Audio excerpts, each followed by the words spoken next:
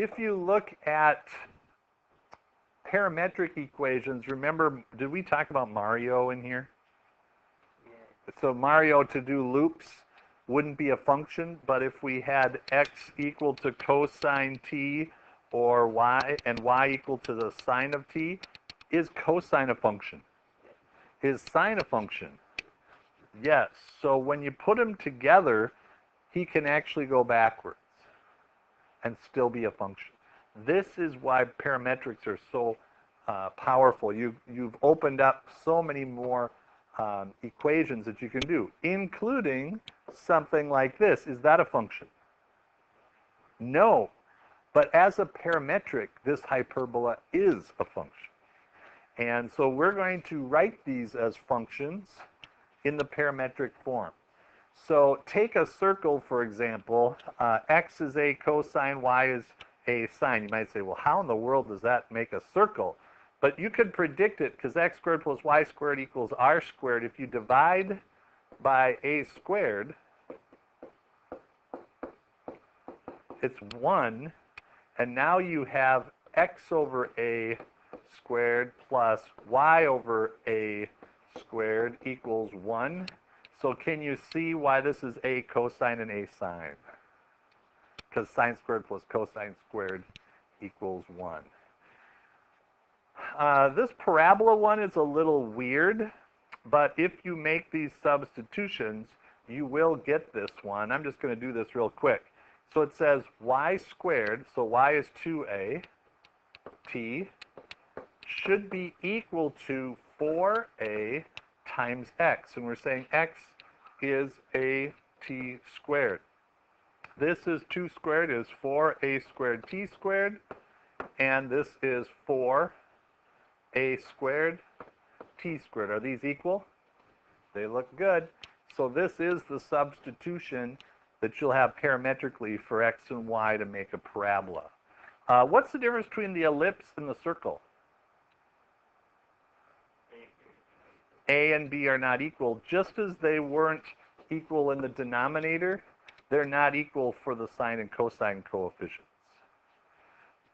Rectangular hyperbola, we do the same thing as we did for the parabola. If you substitute, they say x is ct, y is c over t. So we have xy equals c squared, x is ct, y is c over t. Is that going to be equal to c squared equals c squared? Perfect. Remember that rectangular hyperbola was this shape, right? Yes. Caleb. So then the only one that we have left is the hyperbola. And the hyperbola is kind of what you would expect here. Secant theta is x over a, and tangent theta is y over b. And we know that secant squared theta minus tangent squared theta equals 1, because 1 plus tangent squared equals secant squared. So that's how we're able to substitute this x over a in for secant and y over b for tangent. So anything plus is going to be a sine squared plus cosine squared. Even the ellipse, sine squared plus cosine squared. But when it's a minus, then it's going to be the hyperbola secant squared minus tangent squared. All right, all of these on this page, the tangent curve and the normal curve, you're going to be able to derive yourself in the problems that we're going to be working on. So we're going to march right on to one of those homework problems. We're going to take a circle, and we're going to take any point on the circle. X is a cosine, and y is a sine. Would you do this one with me? We're going to prove that the tangent is cosine theta x plus sine theta y equal a. You ready? Let's do it. So x squared plus y squared equals a squared. Let's take the derivative implicitly. Turn to your neighbor, solve for dy dx.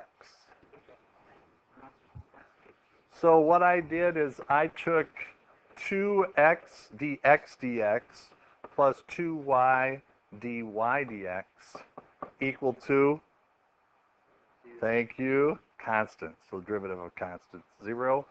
So now we solve for dy dx. 2y dy dx is equal to negative 2x. So I'm going to get dy dx equal to negative x over y. This is my slope. So we want the equation of the tangent line. So then we're just going to go x minus a cosine theta times the slope equals y minus a sine theta. And what did we say that what did I say that the slope was? Negative x over y. So when I cross multiply, you're going to get negative x squared plus ax cosine theta.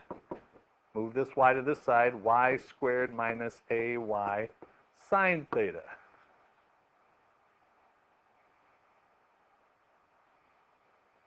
Well, this isn't going to work. I'm going to get ax cosine theta plus ay sine theta. That looks good. But this is going to be equal to x squared plus y squared, not a squared. Tommy, what do you do? There you go. So you got that to substitute in. And so now we have, this thing is a squared. So I can lose one of those a's and get x cosine theta plus y sine theta is equal to a. Pretty gratifying that it matches up with this one here on the chart.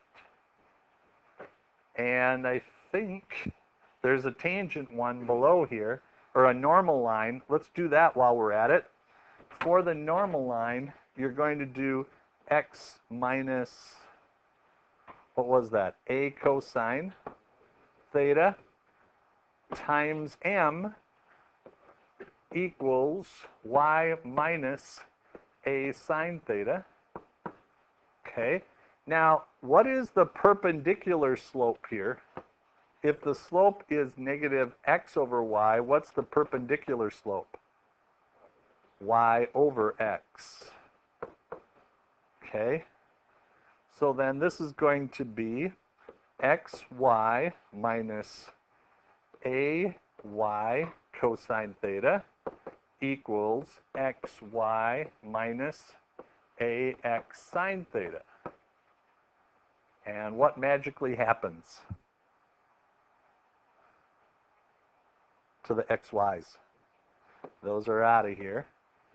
And you can also lose the a and lose the negative. So you get y cosine theta equals x sine theta. And, you know, y is equal to x sine theta over cosine theta. What's sine theta over cosine theta? Tangent theta. So we just took care of that for the normal line as well. You're going to do this for the parabola. So number 2 has to do with,